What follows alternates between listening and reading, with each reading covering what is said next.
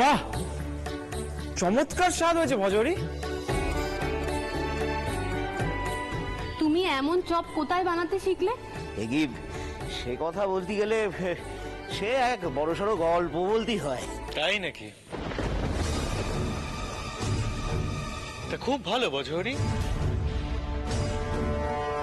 সেদিন থেকে আমার ঠগীদের ব্যাপারে জানার খুব ইচ্ছে। আমার মনে হলো তুমি ওদের ব্যাপারে খুব জানো।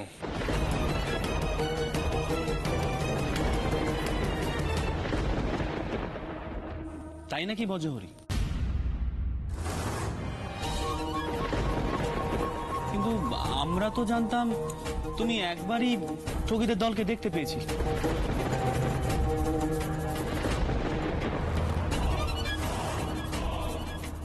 তা ঠগীদের সম্পর্কে কি জানো আমাদের একটু বলো তো।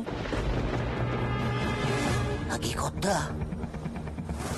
ঠগী হলো কি ভারী ভয়ঙ্কর।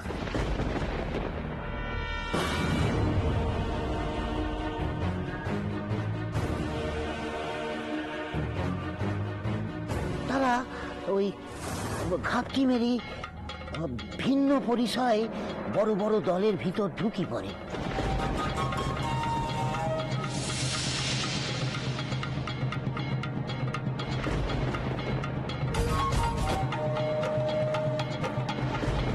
তারপরে তাদের মধ্যে একজন সেই দলের বিশ্বাস জয় করে ফেলে।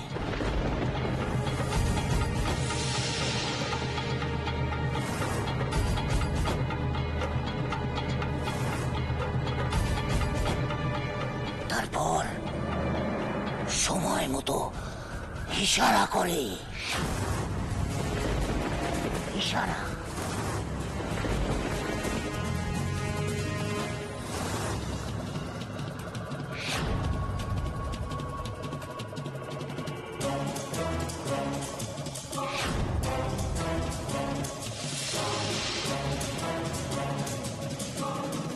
সেই ইশারায় পেছন থেকে তাদের দলের লোক আস্তে আস্তে ঢুকে পড়ে।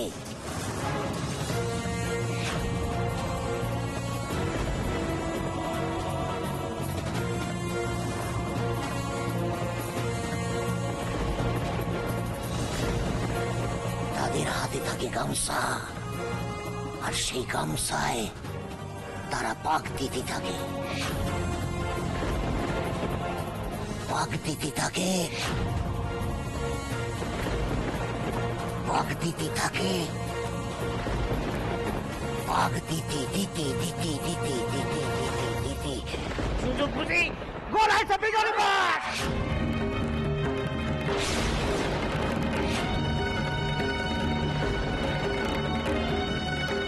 কি কান্দি, কি কান্দি, সন্তান সন্তান।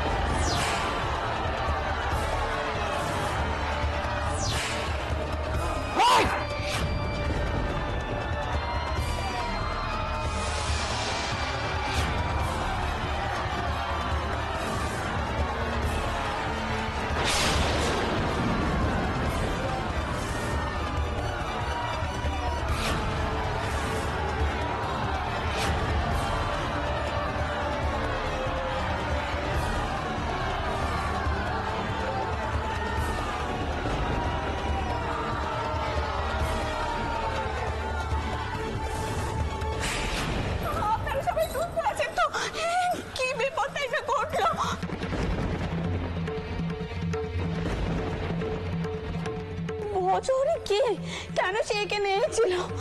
রাধা মাধব কি বেপত্তাই না ঘটলো। বাবা, তোমরা হঠাৎ করে এলে, কিন্তু তোমরা সঠিক সময় না এলে একেবারে সর্বনাশ হয়ে যেত। এই সব কিছুই মথুরের জন্য সম্ভব হয়েছে দাসমশাই।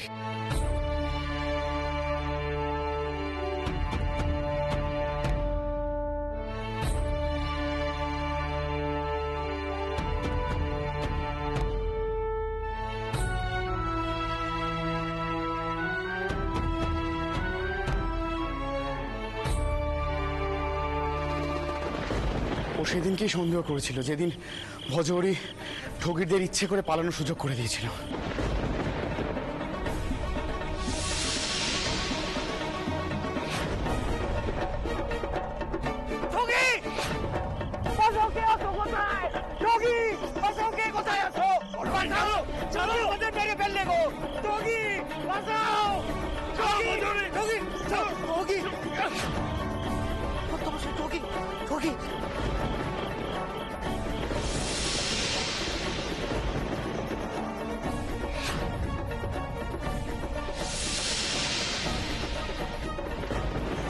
সত্যি বলো তো ভজহরি, এই অন্ধকারে তুমি কোত্থেকে উদয় হলে?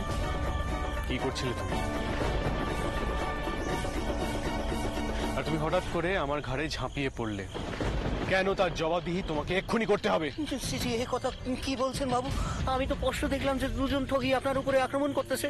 আমি তো আপনার বাসাতে গিয়ে দৌড়লাম, তারপরে টাল সামলাতে না পেরে আপনার গায়ের উপরে পড়লাম বাবু। কিন্তু আমার তো অন্যরকম মনে হলো। আমার কেন জানি না মনে হলো তুমি আমার ঘাড়ে ঝাঁপিয়ে পড়লে যাতে তাদের সুযোগ করে দিতে পারো পালিয়ে যাবার।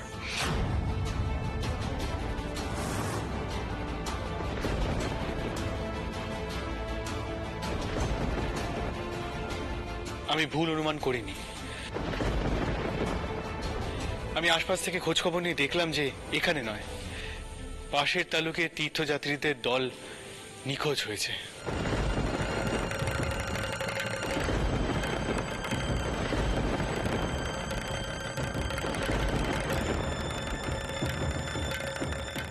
তাও সেটা কিছু প্রমাণ করে না, তাই আমি ফিরে যাচ্ছিলাম। কিন্তু তাও ভজহরির ওপর আমার সন্দেহ কিছুতেই যাচ্ছিল না। আমি যখন এখান থেকে যাচ্ছিলাম তখন লক্ষ্য করি ভজহরি আমার দিকে লুকিয়ে নজর রাখছিল।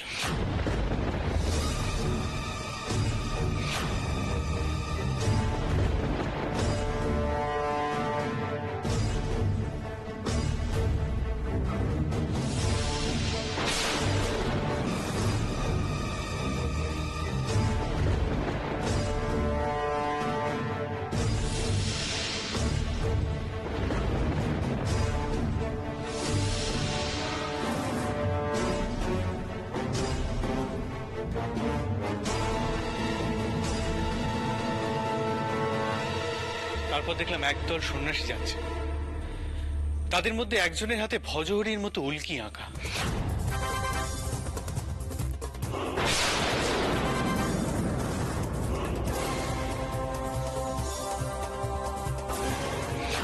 আমার সন্দেহ গাঢ় হলো। তারপর শুনলাম আপনারা কালই কলকাতায় ফিরছেন। আমি অনুমান করলাম আজকের মধ্যেই একটা বিপদ ঘটতে চলেছে।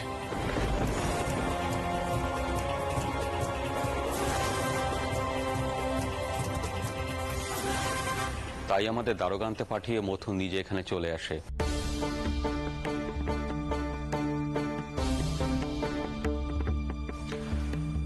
আপনারা আজ বড় বিপদ থেকে বেঁচে গেলেন।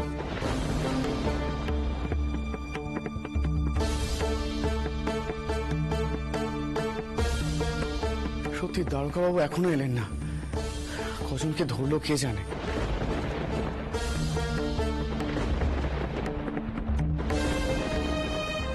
ভজহরি তো পালিয়ে গেছে, কিন্তু আমি খবর পেলাম যে গত 2-3 বছরের মধ্যে এই অঞ্চলে ঠগিরা প্রায় 30-40টা তীর্থযাত্রীর দলকে আক্রমণ করেছে।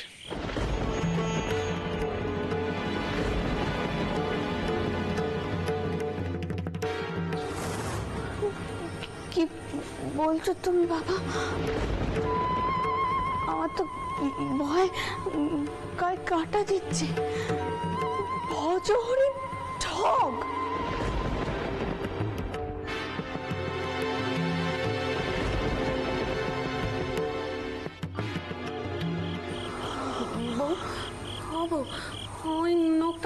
পর তোর সর্বত্তর ঘুরে বেড়াতো, কি নিয়ে গেলে তাও তো টের পাওয়া যাবে না।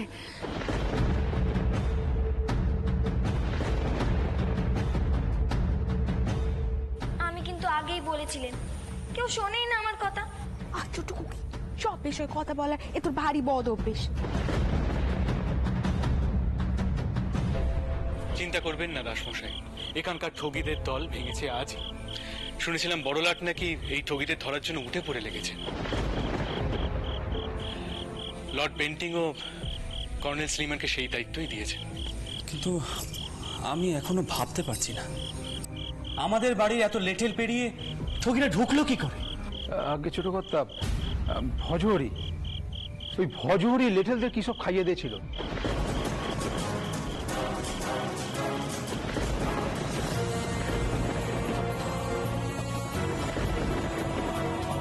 আর তারপর থেকেই লেটেলরা কিরকম যেন ঝিমুচ্ছিল।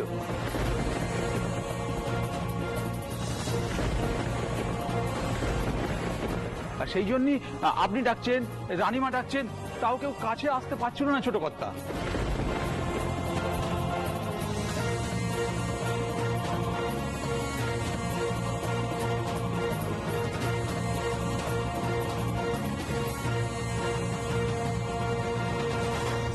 তারা এখন ঠিক আছে তো?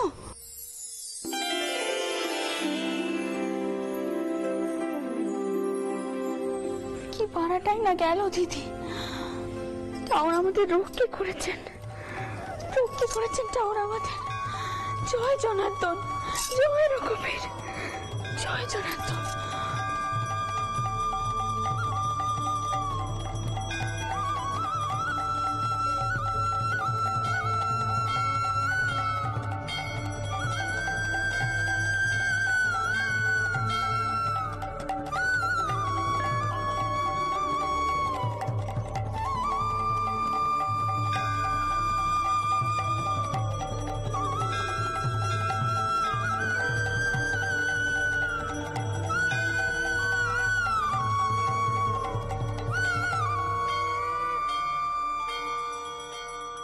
বারবার তোমার মহিমে টের পাই আমি টাও, কতভাবে তুমি আসো আমার কাছে।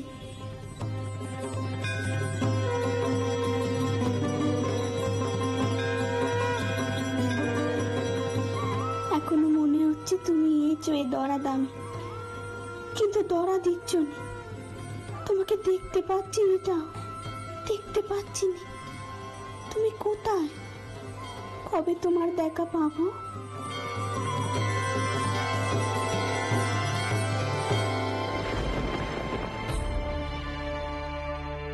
বাবা, আমি যে কি বলে তোমাদেরকে, সত্যি ধন্যবাদ দেওয়া মানে মথুরকে ছোট করা।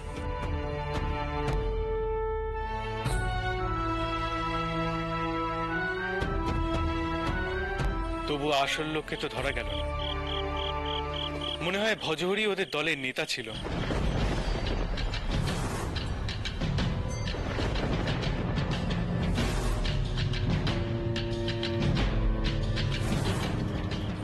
ওকে যদি কোম্পানির বাহাদুরের হাতে তুলে দেওয়া যেত তাহলে অনেক তথ্য পাওয়া সম্ভব হতো।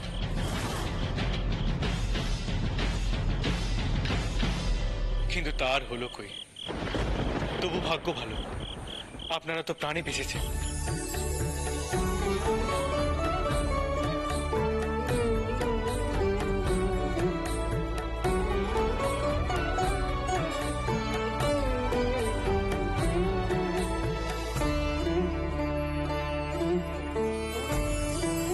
মথুরবাবু লোকটা একটু কেমন কেমন হলেও লোকের উপকার করেন, তাই না শেষ দিদি?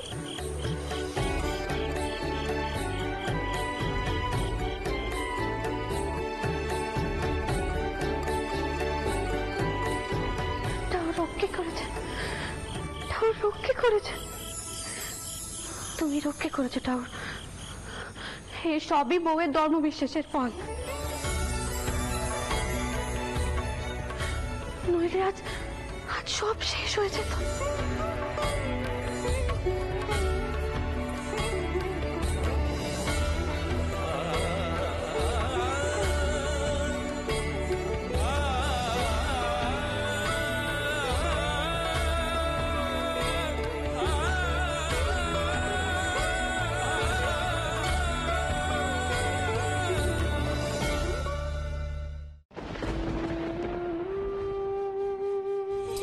মানুষগুলো এত নিষ্ঠুর কেন টাও?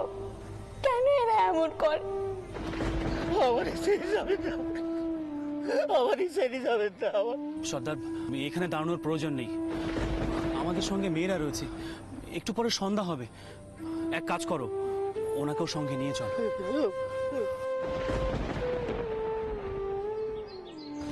মা, পথের ধারে একজনকে পাওয়া গেছে, অসুস্থ। বাবা মশাই কইলেন তাকে আমাদের সঙ্গে নিয়ে যেতে। সে নাকি ঠগীদের পাল্লায় পড়েছিল। আচ্ছা মা, ঠগী কি গো? ঠগী?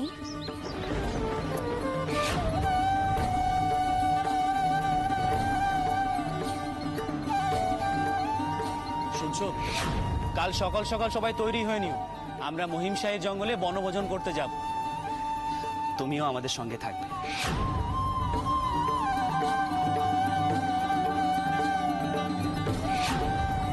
আমার একটা নিবেদন ছিল কর্তামশাই, এই আজকের রান্না বান্নার দায়িত্বটা কিন্তু আমার উপরে আপনার থাকতে হবে। সে কি, তুমি রান্নাও করতে পারো নাকি? এগিয়ে খাওয়ার পরে বলবেন। তবে এটুকু বলতে পারি যে আপনাদের যে ঠাকুরটি পালিয়েছে তার থেকে আমি কোনো অংশে কম যাবো না। কিন্তু এত লোকের রান্না তুমি একা? কর্তামশাই, আপনি একবার হুকুমটি করে দেখেন। আচ্ছা বেশ।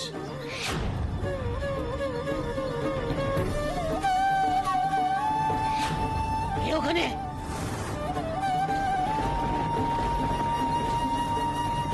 মাধব, যাসনি বাবা, কোথায় যাচ্ছিস? কোথায় যাচ্ছ মাধব? কই, ওখানে তো কেউ নেই।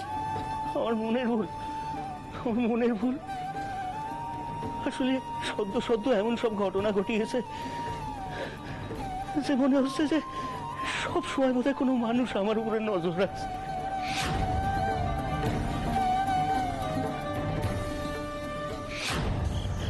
জ্যাঠামশাই, জ্যাঠামশাই, ঠগীর দল ছোট খুকির গলায় ফাঁস দেওয়ার চেষ্টা করছিল।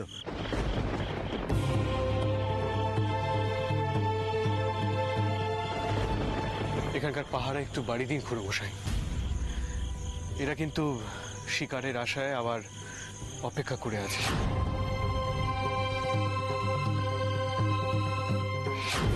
ঠগী হলো কি ভারী ভয়ঙ্কর।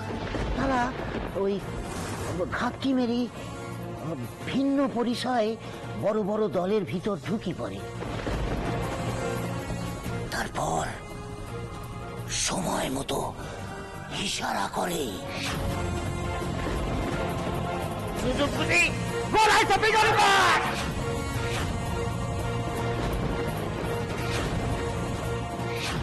তুমি আজ রক্ষে করেছো টাও, রক্ষে করেছো তুমি। আমি যে কেমন ভাবে তোমাকে পেশার দেবো, কেমন ভাবে তোমাকে সাজাবো আমি জানি না। আজ কি সর্বনেশটাই না হচ্ছিল, চোখের সম্মুখে সব কটা মানুষ একেবারে শেষ হয়ে যেত। তুমি ওদেরকে শুভ বুদ্ধি দাও টাও। ওরা এত নিষ্ঠুর কেন টাও? কেন এত নিষ্ঠুর ওরা? আমি জানি তোমার পশ্চে সবই শোনা হয়। পাপি টাপি উদ্ধার পায়, ওদের তুমি ভালো করো টাও, রক্ষে করো তাও তুমি। হিংসে দূর করো তুমি, রক্ষে করো টাও, রক্ষে করো।